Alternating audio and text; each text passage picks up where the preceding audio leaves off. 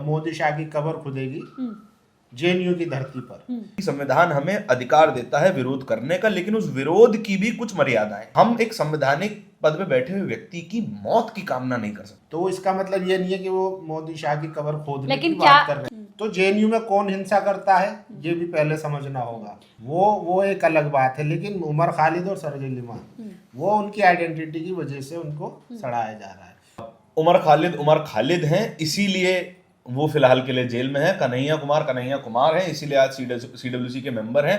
उमर खालिद पूछता है कि हमारी इकोनॉमी कहाँ चली गई, अडानी और अंबानी क्यों अमीर हो रहे हैं, बाकी और लोग क्यों अमीर नहीं हो रहे। कन्हैया कुमार जेएनयू से ही निकलते हैं। कन्हैया कुमार का भी उसी टपरी पे उधार होता है जिस टपरी पे उमर खालिद का उधार होता है। लेकिन उमर खालिद आज यूएपीए के आरोप में विरोध वाली राजनीति करते हैं। ऐसा नहीं है, ऐसा नहीं है, ये आप लोगों का एक परसेप्शन नहीं है। आप देखेंगे कि सबसे ज्यादा मजारों पर भारतीय जनता पार्टी के नेता जाते हैं। पार्टी जा रही है, लेकिन देखिए आप लोगों ने पिछले 11 सालों में मजार पे जाना मुस्लिम हितैषी होना ये दलील नहीं। जब तक ट्रायल शुरू नहीं होगा तब तक आप साबित नहीं कर सकती हैं, तब तक वो व्यक्ति जेल में सड़ेगा। लेकिन आपकी जिंदगी के 5 साल ये सिस्टम खा जाता है, और उस व्यक्ति के जो कि डॉक्टरेट है। हमारी विडंबना यह है कि सोनम वांगचुक जैसे लोगों को, उमर खालिद जैसे लोगों को हम जेल में सड़ा रहे हैं।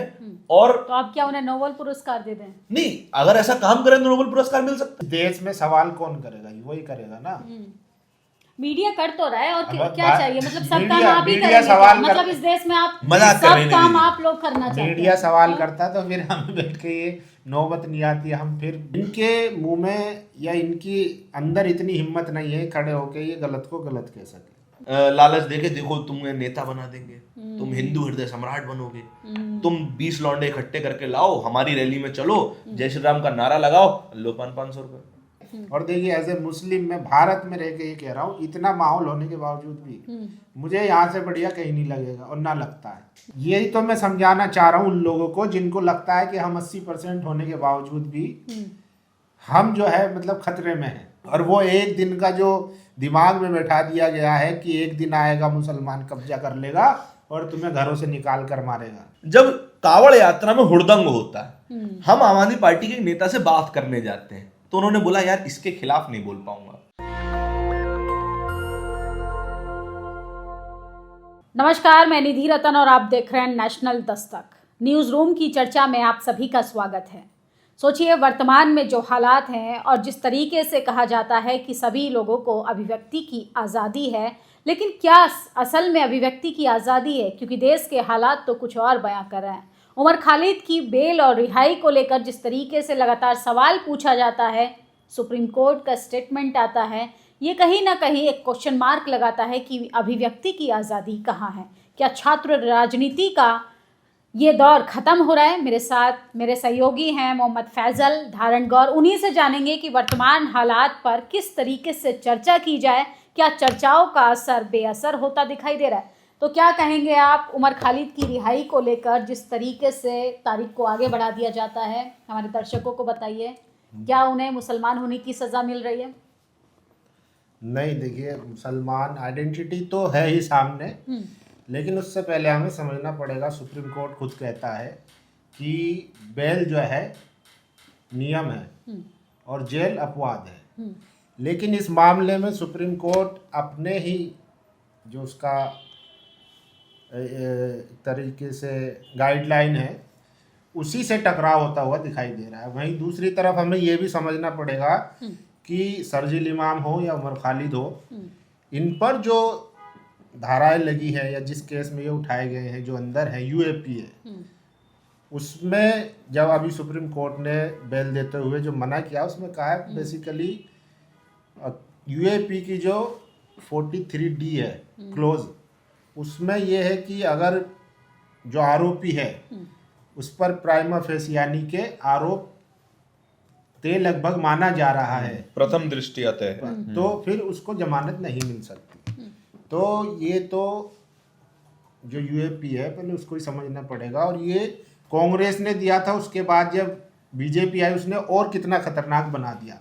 लेकिन सरजील इमाम या उमर खालिद कोई ऐसी मतलब यूँ समझ लीजिए वो मुस्लिम चेहरे के साथ, पहचान के साथ उन्होंने अपनी लड़ाई लड़ी। सरकार ये दिखाना चाहती है कि आप कौन से दर्जे के नागरिक हैं, और खैर वो भी अलग बात है, लेकिन ये सरकार जो है, सरकार की आप अगर देखेंगे पिछले 10-11 साल का कार्यकाल, उसमें आप देखिए जितनी भी ऐसी आवाज़ें हैं जो लोकतंत्र संविधान को बचाने की बात करती हैं और नागरिकों के अधिकार की बात करती है, उनको खामोश कराने के लिए जेल में डाला गया है।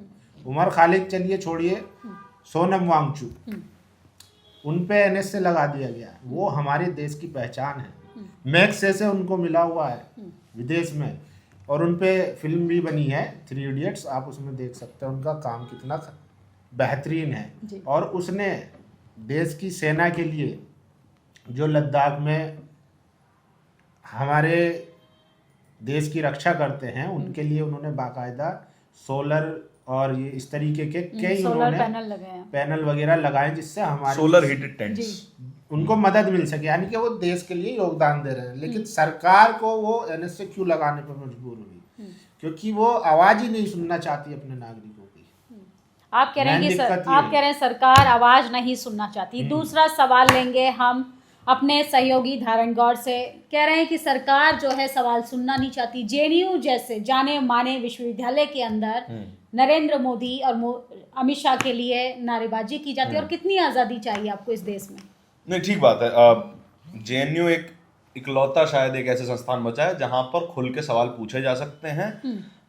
आए दिन JNU में लगातार प्रोग्राम्स होते हैं, दलितों के हित के लिए, गरीबों के हित के लिए, पिछड़ों के, वंचितों के हित के लिए प्रोग्राम्स होते रहते हैं। और सबसे ज्यादा वोकल अगर कोई यूनिवर्सिटी इस देश में है वो जवाहरलाल नेहरू विश्वविद्यालय है। आप गई होंगी या फिर हमारे साथी गए होंगे तो आपको पता होगा कि किस तरीके की डिबेट डिस्कशंस वहां पे होते रहते हैं, जो कि बहुत अच्छी बात है।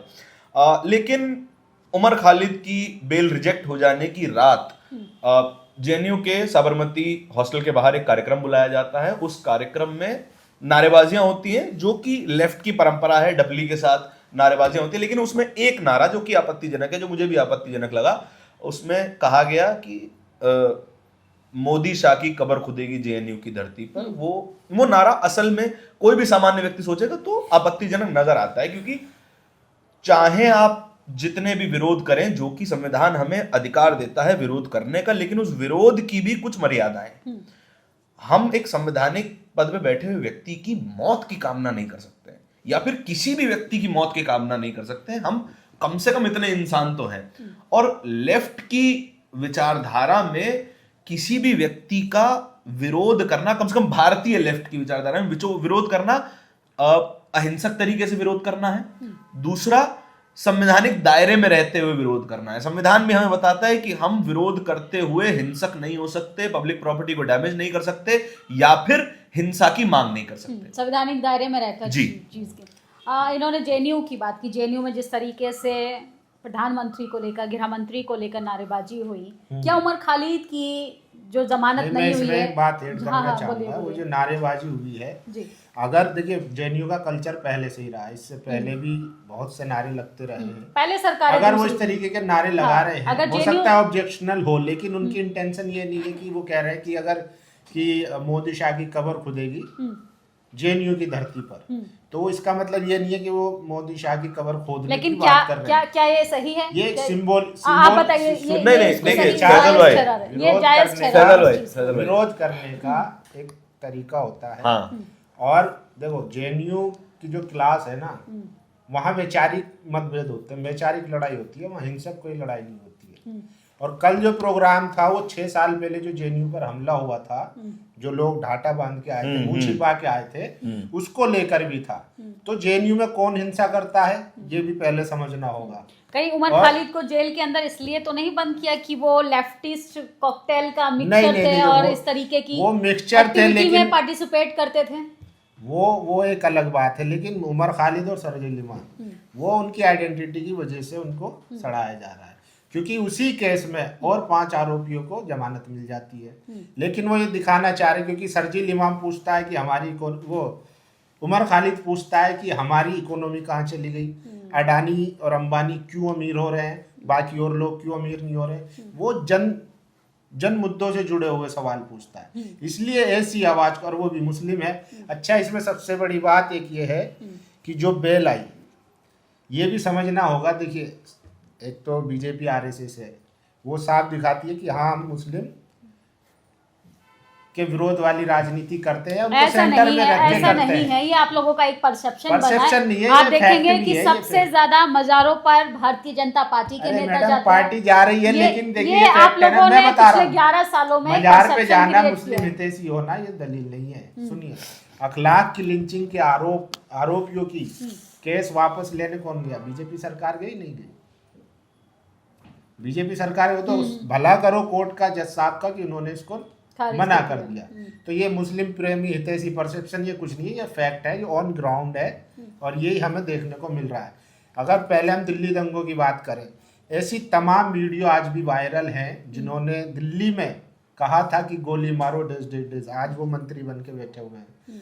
एक साहब थे जो मौजपुर के चौक पर बाकायदा जो पुलिस अधिकारी कपिल थे मिश्रा, उनके सामने बाकायदा वो धमकी देकर आए थे, और उसके बाद ही दंगे शुरू हो जाते हैं। वो भी आज मंत्री बन के बैठे दिल्ली सरकार में। ठीक है, ये तो हो गई खुले दुश्मनों की बात। अब आते हैं दोस्तों की बात।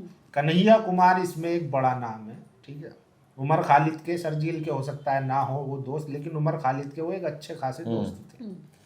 उनकी बेल रिजेक्ट हो जाती है, दुनिया में चर्चा होती है। तमाम बुद्धिजीवी, पत्रकार, इंटेलेक्चुअल जो संविधान में मानते हैं या जो मानव अधिकारों को मानते हैं, सब ने कुछ ना कुछ कहा। लेकिन मैं सोशल मीडिया चेक कर रहा था, और मीडिया भी मैंने चेक करा, मुझे कन्हैया कुमार से कहीं से कोई बयान आता हुआ नहीं दिखाई दिया। अब तो ये मुसलमानों के ग्लोबल साथ स्तर पर नाम वो बात उठाया अलग जा रहा है, है। और लेकिन मैं ये बात बता रहा चाहिए हूँ, विकास। मुसलमानों के साथ मैं ये कह रहा हूँ कि जब वक्त आता है तो दुश्मन तो है ही, वो तो पल्ला झाड़ता ही है, दोस्त भी पल्ला झाड़ लेता है।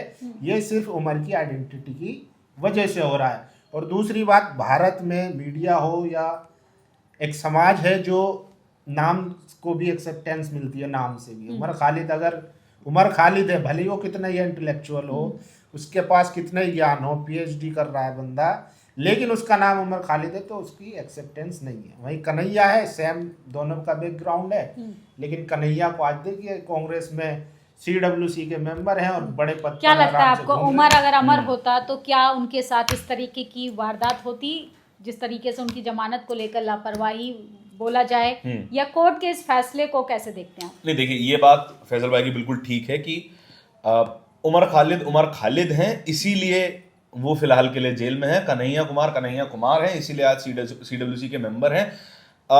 बात यह है कि एक हिंदू नेता की, एक हिंदू छात्र नेता की और एक मुस्लिम छात्र नेता की भारत की राजनीति में एक्सेप्टेंस में डिफरेंस है। उमर खालिद को तमाम पार्टियां उस तरीके से एक्सेप्ट नहीं करेंगी जिस तरीके से कन्हैया कुमार को कांग्रेस ने एक्सेप्ट कर लिया, लेफ्ट पार्टियों ने एक्सेप्ट कर लिया। लेफ्ट पार्टियों में कन्हैया कुमार रहते तो उनका करियर उतना अच्छा नहीं होता जितना अच्छा फिलहाल के लिए कांग्रेस में है। कांग्रेस में अच्छे पद पर है फिलहाल के लिए। जो अभी उन्होंने इंस्टाग्राम पे एक पोस्ट किया था, मल्लिकार्जुन खड़गे के साथ वो चल रहे हैं, मल्लिकार्जुन खड़गे का उनके कंधे पर हाथ है, तो वो मैसेजिंग है कि कन्हैया कुमार JNU से ही निकलते हैं। कन्हैया कुमार का भी उसी टपरी पे उधार होता है जिस टपरी पे उमर खालिद का उधार होता है। लेकिन उमर खालिद आज UAPA के आरोप में जेल के अंदर हैं, ट्रायल तक नहीं हुआ है। इस पूरे केस में सबसे बड़ी बात जो है वो ये है कि ट्रायल ना होना। ट्रायल की परेशानी है कि 5 साल बीत जाते हैं, अभी तक कोई ट्रायल नहीं होता। 1800 दिन से 2 लोग अभी भी जेल में हैं और दोनों मुसलमान हैं। दोनों के ऊपर अलग अलग तरीके की चार्जशीट है। पहले चार्जशीट कुछ 100 पन्नों की आती है दिल्ली पुलिस के द्वारा, वो उसको खारिज कर दिया जाता है। फिर सप्लीमेंट्री चार्जशीट आती है, उसको खारिज कर दिया जाता है। लेकिन ट्रायल शुरू नहीं हो पाया। अब ट्रायल का क्या है कि अगर मैं दर्शकों को ये समझाने की कोशिश करूं कि ये जटिल शब्द कैसा है कि मान लीजिए निधि जी आप पर देशद्रोह का इल्जाम लगा दिया जाए, हमारी तरफ से हमने आप पे केस कर दिया। अब क्या है, पुलिस आपको उठा लेगी, पुलिस चार्जशीट तैयार करेगी कि निधि जी पे ये परेशानियां हैं, इन्होंने ये अपराध किया है। अब सारा ओनस निधि के ऊपर है कि वो साबित करें कि मेरा लगाया हुआ इल्जाम कैसे गलत है। जब तक ट्रायल शुरू नहीं होगा तब तक आप साबित नहीं कर सकती हैं, तब तक वो व्यक्ति जेल में सड़ेगा, तब तक ये डिटेंशन रहेगा। अब अंडर ट्रायल डिटेंशन का सबसे बड़ा क्लॉ ये है कि अगर ट्रायल नहीं होता है तो आपका डिटेंशन ही आपकी सजा बन जाता है, फिर चाहे आप आने वाले समय में बाइज्जत बरी हो जाए, लेकिन आपकी जिंदगी के 5 साल ये सिस्टम खा जाता है। और उस व्यक्ति के जो कि डॉक्टरेट है, वो केवल उमर खालिद नहीं है, वो डॉक्टर उमर खालिद है, वो पीएचडी होल्डर व्यक्ति है, समाज की क्रीम है, वो समाज में इन जैसे लोगों का हार पहना के स्वागत किया जाना चाहिए था। लेकिन अब हमारी विडंबना यह है कि सोनम वांगचुक जैसे लोगों को, उमर खालिद जैसे लोगों को हम जेल में सड़ा रहे हैं। और तो आप क्या उन्हें नोबेल पुरस्कार दे दें? नहीं, अगर ऐसा काम करें तो नोबेल पुरस्कार मिल सकता है। बाय द वे जेएनयू के पास ही नोबेल पुरस्कार है अभी तक भारत में, इकलौता नोबेल पुरस्कार जेएनयू के स्टूडेंट के पास ही है। और ये जो हमारे जो साइंटिस्ट हैं सोनम वांगचुक, उनको तो मैक्से से मिल चुका है ऑलरेडी, उसको देने की क्या जरूरत है? नहीं, उमर खालिद की आज हम बात कर रहे हैं, तो क्या उमर खालिद की जमानत का असर जेनजी पर पड़ेगा, छात्र राजनीति पर पड़ेगा? कुछ बिल्कुल पड़ेगा, क्यों नहीं पड़ेगा? क्या असर पड़ेगा? आज आप तो देखिए, युवा भी सुनिए, हैं और 2000 देखिए जब हम पढ़ रहे थे तो ये फैज था जो चेंज हो रही थी गवर्नमेंट, 14 में प्रधानमंत्री आए, तो उस टाइम पे हमें उतनी राजनीतिक समझ नहीं थी, लेकिन हम तब भी देख रहे थे शुरुआती दौर में, चाहे वो हैदराबाद में हैदराबाद यूनिवर्सिटी हो, HC हो, उसमें रोहित वेमुला का आंदोलन हो, या CA में जामिया और अलीगढ़ का रोल हो, किस तरीके से उन्होंने CA का आंदोलन खड़ा किया था, या फिर JNU का लगातार उस टाइम पे शिक्षा को लेकर हो, मतलब यहाँ से आवाज़ निकलती थी, आंदोलन होते थे। आज आप बता दीजिए, इलाहाबाद विश्वविद्यालय है, बनारस विश्वविद्यालय है, लखनऊ विश्वविद्यालय है, ये ऐसे अड्डे थे जहाँ से सरकारें हिलती थी कि युवा छात्र सड़कों पर आ जाए। आप बता दीजिए आज कहीं पे अगर प्रदर्शन कर ले, जितने बड़े आंदोलन पहले हुए हैं, अगर अब ऐसे कर ले तो हम मान जाएंगे कि हाँ, यही सरकार एग्जाम्पल सेट करना चाह रही है कि अगर आप विरोध करेंगे, हमेशा मतलब यूनिवर्सिटी में कहा जाता है कि अरे राजनीति में मत पढ़ो, अपना नेतागिरी मत करो, अपना पढ़ाई पे ध्यान दो। तो सरकार इसीलिए चाहती है कि आप सवाल नहीं करते। ये कह रहे सरकार नैरेटिव कर रही है। हाँ। उत्तराखंड से लेके तमाम राज्यों को आप उठाकर देख लीजिए, ग्वालियर की बात करें, सड़कों पर बीजेपी के खिलाफ बड़ा प्रदर्शन हो रहा है, और आप कह रहे हैं कि प्रदर्शन नहीं करने नहीं, ये बात मैं आपको कंपैरिजन ड्रॉ करके बता देता हूँ। कन्हैया कुमार जब अरेस्ट होते हैं 2016 फरवरी 2016 के मामले में, जो कि एक पोइट्री रीडिंग प्रोग्राम था कि वहां पे कैपिटल पनिशमेंट के खिलाफ पोइट्री रीडिंग होती है, अनदर डे इन JNU, वो रोजाना होते रहते हैं, कोई बड़ी बात नहीं है। वहां पे उसी प्रोग्राम के चलते वक्त टीवी पे न्यूज चलने लगती है कि एंटी नेशनल बातें हो रही हैं, देश को तोड़ने वाली, टुकड़े टुकड़े गैंग का टर्म कॉइन किया जाता है। कन्हैया कुमार जेल जाते हैं, जेल से वापस आते हैं, कन्हैया कुमार अपनी एक बहुचर्चित स्पीच देते हैं JNU के ग्राउंड में। मैं उस वक्त खुद JNU में मौजूद था, उससे बड़ी भीड़ मैंने आज तक नहीं देखी है JNU के अंदर। लेकिन आज अगर आप JNU के किसी भी प्रोग्राम में जाएंगे, वो भीड़ कम हो चुकी है। तो ये वो गवर्नमेंट बदलने से हुआ है कि कैसे हुआ है? नहीं, गवर्नमेंट बदलने से नहीं हुआ है। 2016 में शाहजी का क्या, 2016 में मोदी जी शाहजी थे, या बीजेपी RSS का क्या इन्वॉल्वमेंट? नहीं, मैं बताता हूँ आपको क्या इन्वॉल्वमेंट उन्होंने ना, मैं बता रहा हूँ, देखिए सुनिए, 2014 से पहले जो JNU के छात्र है ना, उनसे आप बात करिए, VC और प्रोक्टर वगैरह को वो बंधक बना लिया करते थे, इतनी तगड़ी वो प्रोटेस्ट वगैरह करते थे। सुनिए, आज अगर आप वहाँ प्रदर्शन करते हैं, कल का ही मामला है, जो सिक्योरिटी इंचार्ज है उन्होंने बाकायदा लिखित तौर पर थाने में एप्लीकेशन दी है कि इन पर FIR की जाए। अब उन पर FIR की गुंडागर्दी पर सरकार ने फुल स्टॉप लगा दिया, तो अब सरकार गुंडागर्दी कहां से? अब अगर आप बोलिए कि JNU में कुछ दिनों पहले बिहार में दलितों का घर तोड़ा जा रहा है, उसके बारे में लेकर नारेबाजी होती है, क्या गलत है? गुंडागर्दी है? नारा ही लगाया जा रहा है ना जी। नारा लगा के आप प्रधानमंत्री नरेंद्र मोदी को ये थोड़ी बोल रहे हैं कुर्सी से उतर जाओ जी, वो नारा लगा रहे हैं। ये लोग वो हैं जो चाहते हैं कि जो मौजूदा प्रधानमंत्री, मौजूदा मुख्यमंत्री वो काम करें। वो ये नहीं कह रहे हैं कि वो सत्ता पलट जाए या फिर सत्ता गिर जाए। इस देश में सवाल कौन करेगा? वही करेगा ना। मीडिया कर तो रहा है और अब क्या चाहिए, मतलब सब काम मीडिया- आप ही मीडिया करेंगे सवाल क्या? कर- मतलब इस देश में आप मजाक कर रही सब हैं काम दीदी। आप लोग करना चाहते हैं। मीडिया सवाल करता तो फिर हम बैठ के ये नौबत नहीं आती, हम फिर बढ़िया से मतलब अच्छी नौकरी कर रहे मीडिया होते। सवाल नहीं कर रहा है, आप लोग कैसा मजाक कर नहीं रहे देखिए, हैं। अर्नब जी ने कुछ दिन पहले सवाल करना शुरू किया हाँ, था अब उनका तो अंजना कल- भी सवाल कर रहे कल हैं। शाम का शो देख लीजिए उनका, वो तो वापस उनका- अपनी बैटिंग पे आ गए। उनका ये था ना कि वो उनके एक और मित्र हैं, हाँ। उनको अच्छा पैकेज मिल रहा था, हाँ। इनको नहीं मिल रहा था, इनका थोड़ा डाउन हो गया था जो रेवेन्यू था, इसलिए इन्होंने मोर्चा खोला। मतलब पत्रकार पैकेज पर निर्भर करते हैं, उनकी बिल्कुल, कलम और किताब में वो ताकत बिल्कुल। नहीं है। बिल्कुल निधि जी, और क्या, जो एडवर्टाइजमेंट पूरा इंडस्ट्री है ना, वो ड्रिवन करता है पूरी मीडिया को। आप अगर आज हमारा संस्थान तो चलिए लोगों के पैसे से चलता है, ठीक है, लेकिन जो भी संस्थान पूरी तरीके से एडवर्टाइजमेंट ड्रिवन है, वो आराम से उनकी गर्दन मरोड़ी जा सकती है, आराम से उन्हें चुप करवाया जा सकता है। लेकिन यहां से हम डाइवर्ट कर रहे हैं, लेकिन मैं दोबारा छात्र राजनीति पे आना चाहता हूं। वहां पर इतनी भीड़ कभी इकट्ठा नहीं हुई। उसके बाद आप देखें जितने भी प्रदर्शन हुए हैं स्टूडेंट्स के, जी। अगर वो किसी पार्टी या किसी पार्टी के आंशिक संगठन से जुड़े हुए नहीं हैं, तो वहां पर उतनी भीड़ इकट्ठी नहीं होती है। वहां पर आप उनके माँ बाप उन्हें रोकते हैं कि भैया पढ़ लीजिए। पहले बोलते थे कि भैया राजनीति में क्या रखा है, अब बोलते हैं राजनीति में जाओगे तो जेल में जाओगे। उमर चला गया, शर्जील चला गया, और तमाम तरीके, खालिद सैफी, ये तमाम लोग वो डर जेल खत्म हो गए। गया जो डर था। नहीं, ये डर बढ़ा दिया गया। बढ़ा दिया गया। आप नहीं डरेंगी, आपके माँ बाप डरेंगे, और आप माँ बाप की थोड़ी सी खातिर आप भी डरेंगे कि हमारे माँ बाप को डर है कि हमारा करियर खराब ना हो जाए। क्योंकि इंसान पढ़ता क्यों है? आपने पढ़ाई क्यों करी, हमने पढ़ाई क्यों करी? कि हम पढ़ाई करें, अपने समाज में योगदान दें, अच्छे टैक्स पेयर बने और अपने परिवार का पालन पोषण करें। जी। इसके अलावा कोई है जी पढ़ाई का कारण? नहीं, समाज में योगदान देना भी कारण है उसमें। तो आप बुलडोजर विकास को डर बना रहे हैं देश डर में। है, डराया जा रहा है, और क्या। कहाँ डराया जा रहा है सर?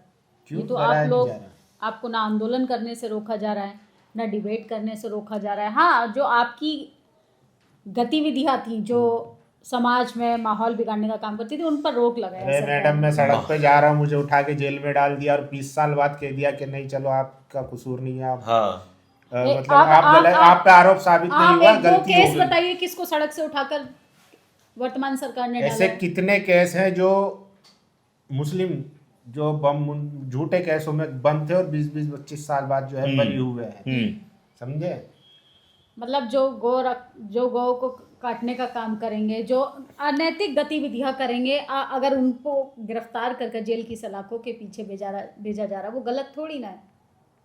तो कहाँ सजा कहाँ होती है? वो तो 20 साल 15 साल बाद तो सब छूट जाते हैं। ये तो मीडिया बनाता है ना, मीडिया पहले कह देता है आरोपी है। मीडिया ट्रायल ऐसी चीज है जिससे वो एक अच्छे खासे इंसान की छवि खराब कर देता है। ये बताइए, और उसकी न्यूयॉर्क छवि- में जिस तरीके से खालिद का मुद्दा उठा, उससे क्या भारतीय जनता पार्टी या वर्तमान सरकार की गतिविधियों पर कोई असर पड़ेगा? असर क्यों पड़ेगा? हम्म, लेकिन भारत का जो जुडिशियल सिस्टम है, जिस पर लगातार सवाल उठ रहे हैं, अब उठ रहे हैं, तो सवाल तो उठेंगे, फिर बात बाहर जाएगी, तो जाहिर सी बात है उठेंगे सवाल तो। नहीं फैजल भाई, मुझे लगता है कोई असर नहीं पड़ने वाला है, कोई असर नहीं पड़ेगा। असर क्यों नहीं आप पड़ेगा बताइए? वो इसलिए नहीं पड़ेगा क्योंकि फिलहाल की सरकार जो है ढीठ सरकार है। आपने तमाम तरीके के मुद्दों, इन्हें फर्क पड़ता है केवल चुनाव हार जाने से।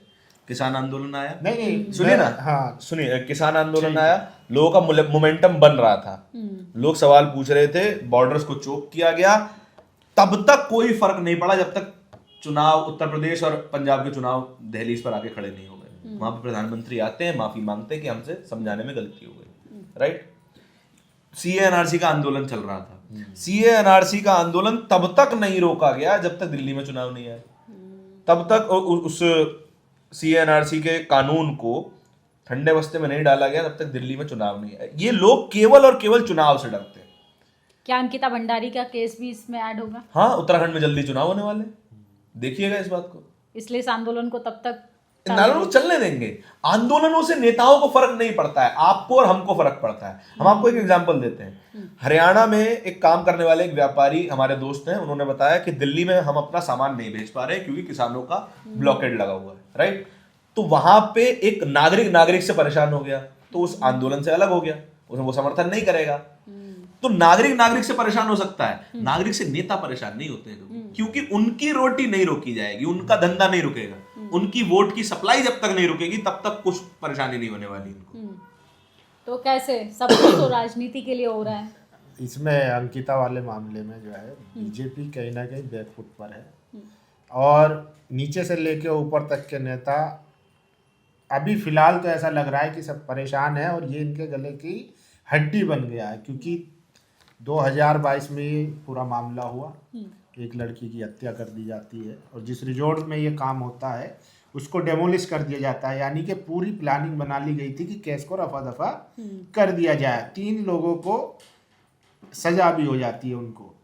लेकिन नियति देखिए कि ये केस फिर से दोबारा उठता है और अब पूरे उत्तराखंड में अगर आप देखेंगे तो गली गली मोहल्ले हर सड़क चौराहे पर अंकिता भंडारी की बात हो रही है, उसके इंसाफ के लिए बात हो रही है। लेकिन आज जो है वहाँ के सीएम पुष्कर सिंह धामी, उनकी प्रेस कॉन्फ्रेंस थी, लोगों को लगा कि अंकिता भंडारी पर वो कुछ कहेंगे, या जैसे कि वहाँ के लोग या उसके पिताजी डिमांड कर रहे हैं कि सीबीआई जांच हो इसमें और जो वीआईपी है वो कौन है उसका पता चले और नए एंगल से जांच हो, कहीं जो पुरानी सजा हुई है 2025 में कहीं उसमें कहीं छूट तो नहीं गया। लेकिन पुष्कर सिंह धामी साहब जो है प्रेस कॉन्फ्रेंस करते हैं बाकायदा और वो अंकिता भंडारी का नाम तक नहीं लेते हैं, बचने की कोशिश की, उस पर बात ही नहीं करी उन्होंने। वो तो क्योंकि मामला इतना ज्वलंत है, लोगों में चर्चा है, तो एक पत्रकार सवाल पूछ लेता है, तब वो जवाब देने पर मजबूर हो जाते हैं। वो कहते हैं कि फिर हम उनके माता पिता से बात करेंगे और हर संभव कोशिश करेंगे उनको न्याय मिले, एज यूजुअल जैसे नेता का डायलॉग होता है। तो सिर्फ और उनके चेहरे पे देखने लायक था, वो सिकन थी और कंफ्यूजन, मतलब एक सिकन थी कि हाँ ये सवाल कहाँ से आ गया। तो इस मामले पर जो है और अंदर की खबर ये भी है कि हो सकता है जो दिल्ली का जो नेतृत्व है वो सीबीआई जांच को मंजूरी दे दे, क्योंकि इससे बहुत नुकसान होने वाला है और सिर्फ राज्य में ही नहीं, और जो नॉर्थ ईस्ट में असम वगैरह में भी चुनाव है वहाँ भी नुकसान होने वाला है, क्योंकि एंजल चकमा का जो मामला हुआ उसके बाद पूरा नॉर्थ ईस्ट जो है पूरा सुलगा हुआ है। वहाँ के लोगों में अपनी सुरक्षा को लेकर चिंता है, परेशान है।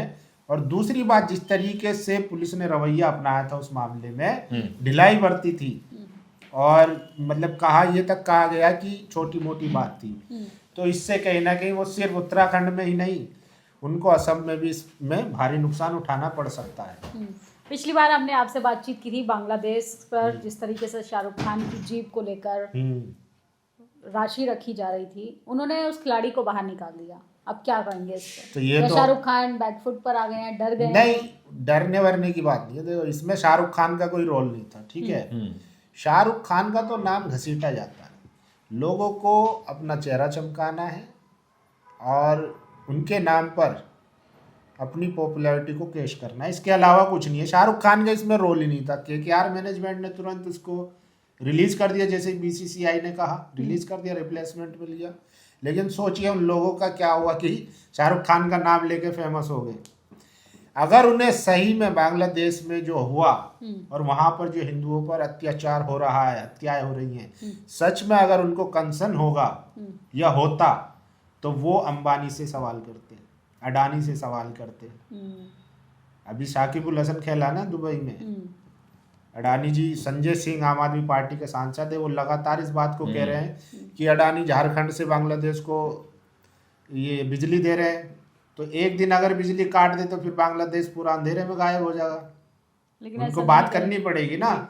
लेकिन इनको दरअसल देखिए रियल इश्यूज से बात नहीं है, इनको ना बांग्लादेश में हिंदुओं के साथ जो हो रहा है और भारत में जो हिंदुओं के साथ हो रहा है, इनको मानवता से कुछ लेना देना है नहीं, इनको है अपनी राजनीति चमकानी है। ये एक तरीके का बिजनेस बन चुका है, नेक्सस बन चुका है। इसमें छोटे से लेके बड़े नेता तक, देखिए आजकल क्या है, सरकारी नौकरियां है नहीं, नाम मात्र की रह गई है, अगर निकलती भी है तो वो कैंसिल हो जाती है। और बिजनेस भी छोटे मोटे जो कारोबार होते थे वो जीएसटी की वजह से सब उथल पुथल है टोटल मिला के।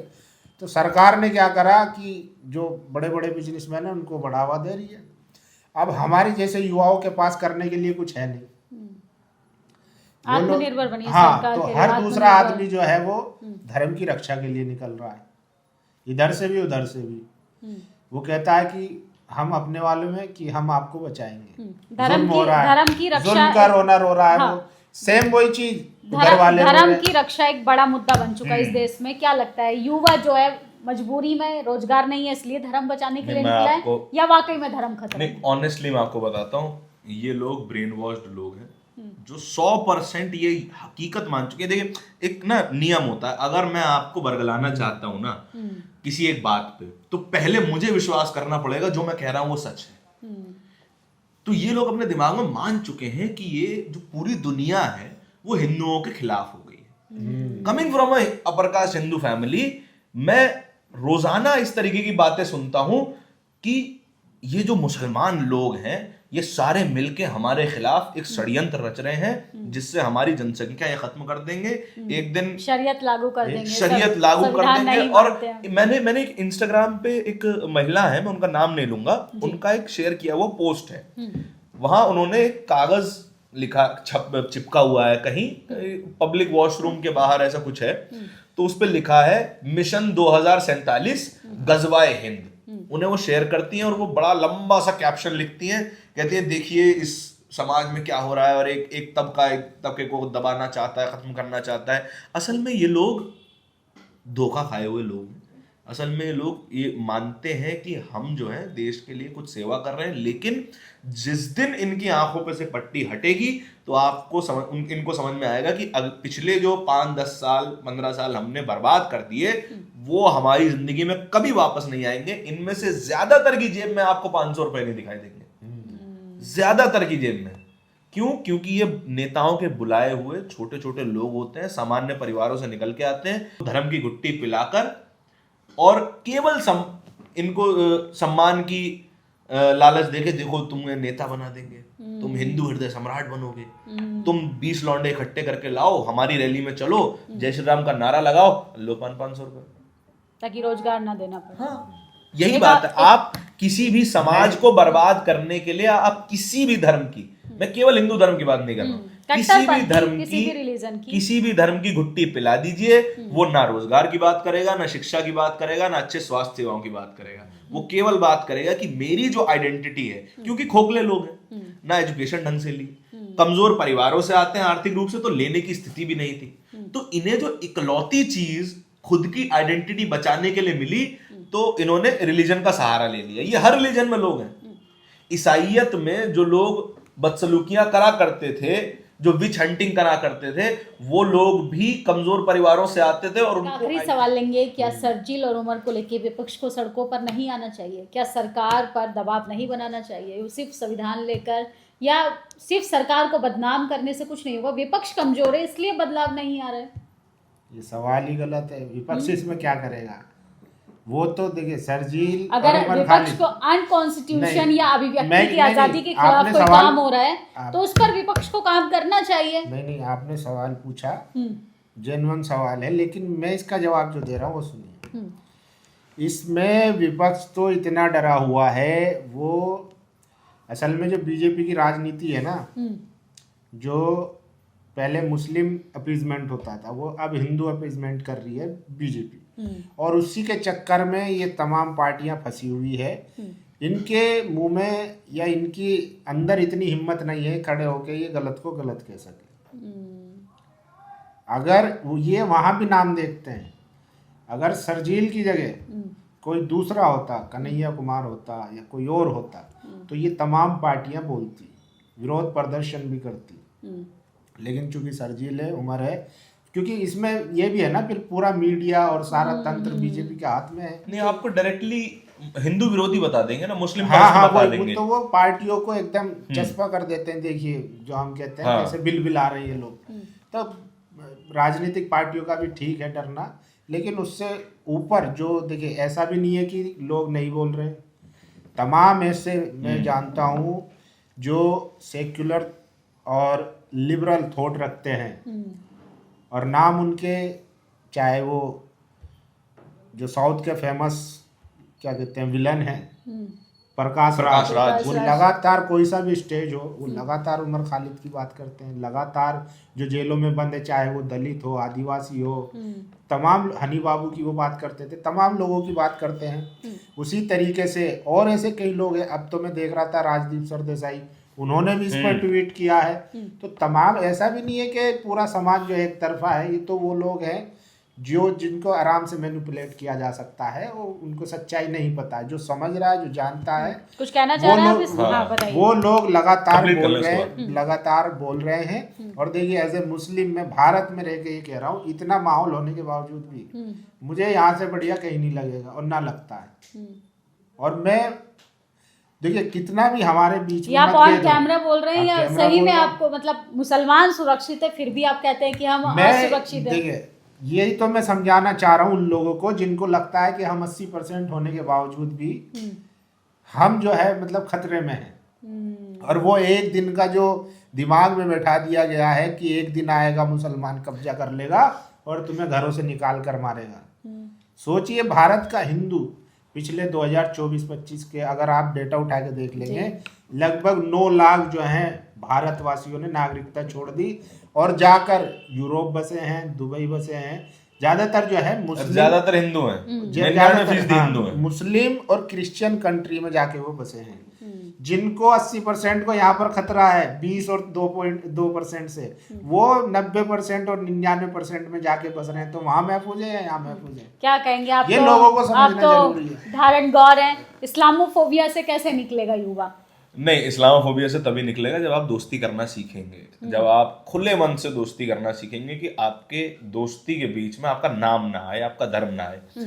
मेरी और फैजल भाई की अच्छी दोस्ती है, मेरी और आपकी अच्छी दोस्ती है, हमारी जात क्या है, हमारा धर्म क्या है, उस दोस्ती पे कोई फर्क नहीं पड़ता। मैं ये मानता हूं कि मेरे जो दोस्त बन सकते हैं वो हर तरीके के वो लोग हों जो मजाक अच्छे से झेल सके और मजाक अच्छे से कर सके। जब हम कॉमेडी को समझते हैं ना निधि जी, कॉमेडी सबसे बड़ा एंटी इस्लामोफोबिया चीज है। जहां कॉमेडी है वहां इस्लामोफोबिया नहीं हो सकता, वहां कास्टिज्म नहीं हो सकता, वहां रेसिज्म नहीं हो सकता, वहां जेंडर का भेद नहीं हो सकता। जहां कॉमेडी है, आप ऐसे दोस्त बनाइए जो आपके कास्ट, रिलीजन, आपके जेंडर, उन सब पे मजाक कर सके और आप उनके मजाकों को सुन सके, समझ सके। अगर आप ऐसे दोस्त बना सकते हैं तो आप कभी ना तो कास्टिस्ट हो सकते, ना कभी भी आप रेसिस्ट हो सकते, ना कभी भी इस्लामोफोबिक हो सकते। ये तमाम तरीके के लोग, और जो फैजल भाई ने बताया पॉलिटिकल पार्टी और शाहरुख खान वाली बात, मैं 2 पॉइंट बोलूंगा और उसके बाद कंक्लूड करूंगा, उसके बाद आप कंक्लूड कर सकती हैं। शाहरुख खान की बात आई थी। शाहरुख खान एक ऐसे व्यक्ति है जो वल्नरेबल आदमी है। उसने जो पूरी जिंदगी में अर्जित किया है वो स्टेक पर रहता है हर सेकंड। वो एक व्यक्ति की वजह से वो तमाम चीजें बनाया हुआ पूरा उनका करियर है, उनकी जो ब्रांड है उसको बर्बाद नहीं करेंगे। आज अगर वो लोग वो एक व्यक्ति के पीछे सारी जान लगा के खड़े हो जाएंगे, अगली फिल्म आएगी थिएटर जला दिए जाएंगे, कोई उनकी फिल्म देखने नहीं जाएगा। ये परेशानी है शाहरुख खान के पास और देश के हर एक्टर के पास, इसीलिए वो बोल नहीं पाता। अमेरिका जैसे देशों में, ब्रिटेन जैसे देशों में हम देखते हैं पॉप स्टार्स समाज की हर परेशानी पे कुछ ना कुछ बोलते हैं। क्यों? क्योंकि वहां का समाज सशक्त है, वहां पे जाके थिएटर नहीं जलाए जाते। ये है बात।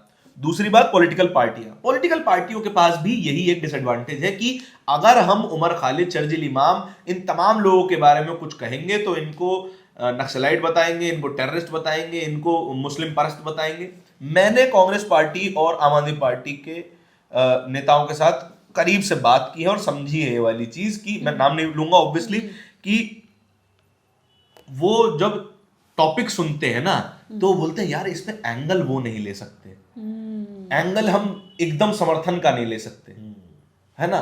तो जब हम बात करते हैं, जब कावड़ यात्रा में हुड़दंग होता है, हम आम आदमी पार्टी के नेता से बात करने जाते हैं तो उन्होंने बोला यार इसके खिलाफ नहीं बोल पाऊंगा, है, जबकि वो एक बहुजन नेता है, जबकि वो दलित नेता है, तब नहीं बोल पाते। तब उन्होंने बोला अच्छा चलिए इसमें अलग एंगल लेते हैं कि देखिए ये दलितों से जो है भेदभाव करते हैं और दलित लोग ही इनके कावड़ यात्रा में जा रहे हैं और उनसे ये उत्पात करवाते हैं। ये कभी कंडेम नहीं कर सकते हिंदू एक्सट्रीमिज्म को, बिल्कुल है, क्योंकि इनकी राजनीति खत्म हो जाएगी। जो 20 साल 25 साल इन्होंने बनाए हैं वो एक दिन में खत्म कर दिया जाएगा देश की मीडिया के द्वारा, देश की सत्ता पक्ष के द्वारा।